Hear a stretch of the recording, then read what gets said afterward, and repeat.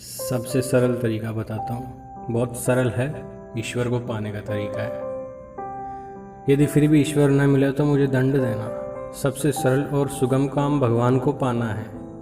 इससे सरल और सुगम काम कोई हो ही नहीं सकता।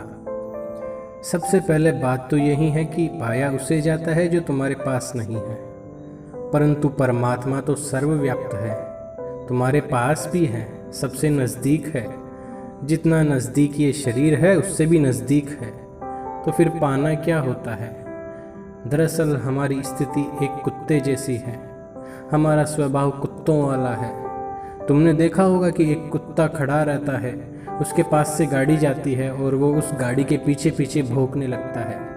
कुछ दूरी तक भौंकता हुआ उस गाड़ी के पीछे चला जाता है। जब गाड़ी निकल जाती है तो वापस आ जाता है, वापस अपनी जगह पर खड़ा हो जाता है। अगली गाड़ी की प्रतीक्षा करता है कि जैसे ही अगली गाड़ी पास से निकलती है तो बेचारे को फिर भौंकना और भागना है। वो जानता है कि वो कभी भी उस गाड़ी का कुछ नहीं बिगाड़ सकता, फिर भी उस गाड़ी के पीछे कुछ दूर तक ही भाग सकता है। फिर भी बेचारा मूर्खों की तरह उस गाड़ी का पीछा करता है और वापस आ जाता है। यहाँ हम भी यही कर रहे हैं।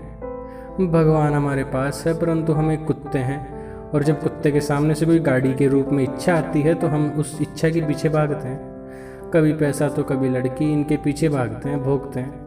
जबकि कुछ देर ही हम इस गाड़ी का पीछा कर पाते हैं और फिर लौट आते हैं। इतने में दूसरी गाड़ी आ जाती है, कोई नई इच्छा आ जाती है तो उसके पीछे लग जाते हैं। हमें बैठना कहाँ है, हम कभी अपनी ही जगह पर शांति से बैठे ही नहीं। अब इसका एक समाधान है। कुत्ते को पता है कि गाड़ी के साथ ज़्यादा दूर नहीं भाग सकते, तो अच्छा यही है कि अपनी ऊर्जा बर्बाद न करके अपनी जगह बैठे रहें। गाड़ी आए या जाए हमें क्या मतलब, इच्छा आए या जाए हमें कोई मतलब नहीं होना चाहिए, क्योंकि ज़्यादा देर कुछ नहीं टिकेगा। टिक तो तुम भी नहीं रहे हो। हर क्षण मृत्यु हो रही है और तुम्हें लगता है कि तुम जी रहे हो। जब से तुम पैदा हुए हो तब से मृत्यु की तरफ एक एक दिन बढ़ रहे हो और खुश होते हो कि देखो मैं इतना जी रहा हूँ। कितनी गलतफहमी है, कितना जंजाल है कि तुम जी रहे हो। तुम्हें लगता है कि संसार को पकड़ रखा है तुमने, लेकिन ये संसार तो क्षण भर में चला जा रहा है। हर क्षण तुमसे दूर हो रहा है। हर एक मिनट में तुम्हारी आयु कम हो रही है। हर एक मिनट में तुम्हारी मृत्यु तुम्हारी तरफ आ रही है, और तुम हो कि वहम पाले बैठे हो, कुत्ते की तरह गाड़ी के पीछे लगे बैठे हो। अब तुम कहोगे कि क्या करूं? तो करना कुछ नहीं है, इतने सालों से करते ही तो आ रहे हो। बहुत कुछ कर लिया, अब कुछ नहीं करना। अब चुपचाप अपनी जगह बैठ जाओ, किसी गाड़ी स्वरूप इच्छा के पीछे मत भागो। अपनी जगह बैठे रहो, यही तो मुक्ति है। इसे ही मुक्ति कहते हैं।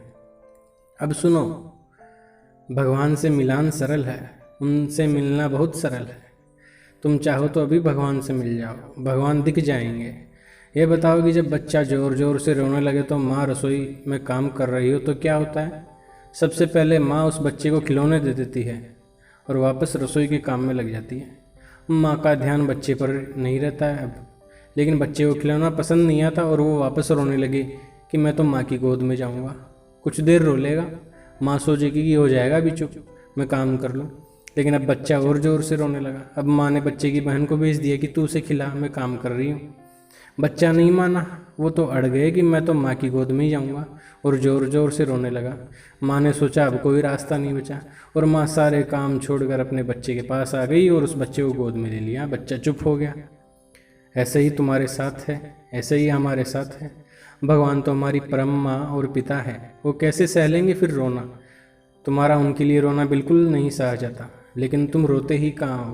तुम रो दो अभी, रो रो कर पुकारो कि हे नाथ, मैं तो आपकी गोद में आना चाहता हूँ। उस माँ को पुकारो, भगवान सुन लेंगे। देख लेंगे कि बच्चा रो रहा है, इसको खिलौने दे दो। खिलौने के रूप में तुम्हें धन दौलत वासना या कुछ भी दे देंगे। अगर तुम खिलौने से राजी होगे तो फिर माँ आएगी ही नहीं, वो समझ जाएगी ये तो खिलौने से ही राजी हो गया। लेकिन तुम खिलौने से राजी मत होना, तुम्हें तो भगवान की गोद में जाना है, इसलिए खिलौने का क्या काम। इसलिए तुम धन दौलत के पीछे मत लग जाना, तुम्हें तो माँ के लिए रोना है। ज़ोर ज़ोर से रो दो, माँ को ही आना पड़ेगा, आना तो पड़ेगा ही। बस इतनी सी बात है। तुम्हें रोने से परमात्मा मिल रहे हैं तो फिर दुख क्यों? जब भगवान का नाम है और तुम्हारे मुंह में जीभ है तो फिर नरक में जाते हो तुम फिर भी। तो फिर ये आश्चर्य की तो बात है, तुमने जीवन बर्बाद कर रखा है। बस इतनी सी बात है कि तुम्हें दिल से रोना है, भगवान आ जाएंगे तुम्हें लेने, तुमसे मिल जाएंगे। धन्यवाद। हे नाथ, हे मेरे नाथ, मैं आपको भूलूं नहीं।